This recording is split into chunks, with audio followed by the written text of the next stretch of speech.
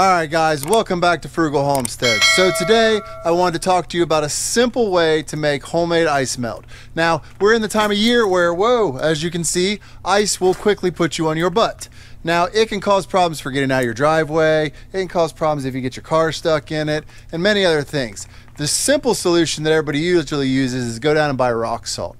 Now, buying an ice melt or rock salt and throwing it down, that's fine, it works. But it comes with two potential problems. One is the fact that it will soften your driveway. Now, the solution I'm going to show you, if used too heavily, will do the same thing. But gravel driveways, generally speaking, if you use salt or even the method I'm going to show you in too heavy an amount, will actually soften the ground, sometimes even turning it to mud, depending upon what your driveway is packed out of.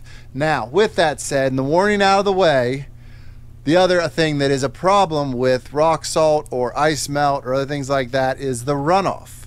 So if I were to put it on a driveway that is higher than my garden, that salt could actually roll off into my garden, into my compost pile.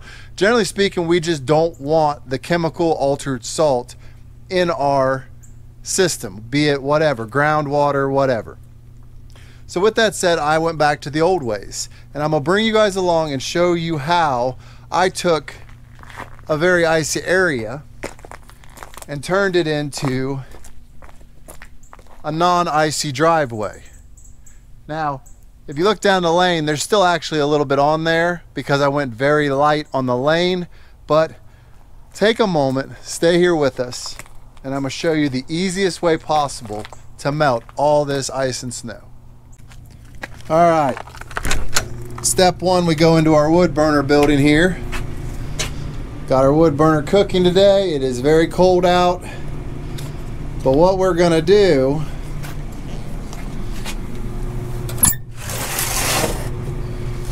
so we're going to use those ashes to melt the ice and snow.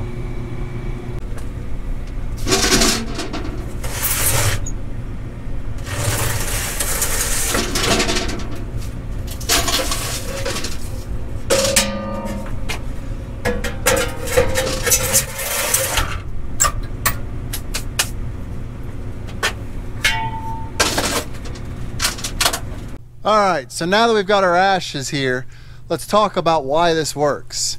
So, first of all, I'm not going to try and get real sciencey, and I'm also going to try not to fall on my butt standing on this ice, but there's potassium inside of here.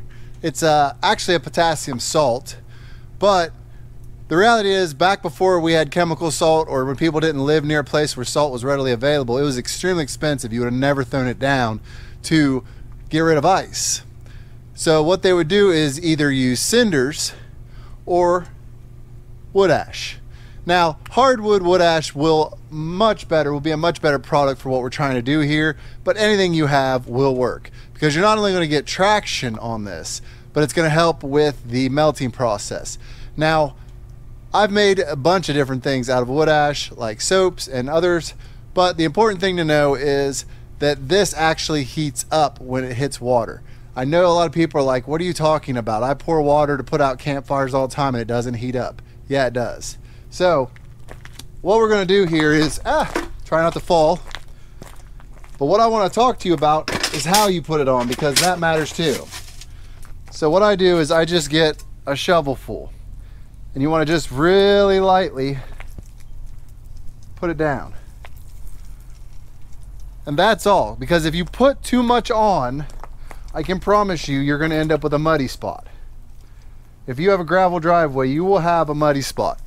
Now, I have had this industrial rolled when they came through and put in the new electric lines. They put the new towers in, they had giant rollers, and they industrially rolled this ground.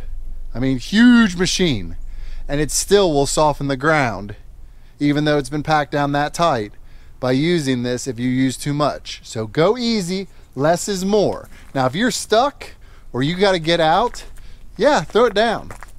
But generally speaking, for your daily use, try not to use any more than you have to. Now the the benefit you're going to find is once you put it down, generally speaking, you can stand on it and you won't fall. That's what really matters. But if you've tried to buy ice melt right before a big storm, you know that they jack the prices on it like crazy. This is a free option that most of us have in our homesteads or even out in our fire pits. In the old days, I can remember guys putting 5-gallon buckets with lids full of this stuff in the back of their trucks in case they got stuck.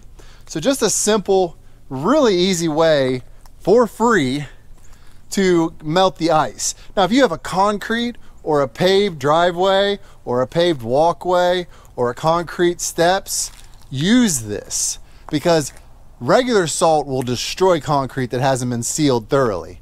Whereas this will be a lot easier on your concrete, a lot easier on your sealer on top of your pavement. A great option that the runoff is going to be a lot less hazardous to your plants, to your ground. So if you like the video, please go down, hit the like button. If you haven't already, and I don't know why you wouldn't have, go down, hit the subscribe button. Make sure you turn on that little notification bell so you see all of our upcoming videos. And I will see you in the next one, because I've got to finish getting this ice all treated because we got another storm coming. So I hope you guys are staying warm and safe, and I'm gonna get this done so I can go inside and I can be warm and safe.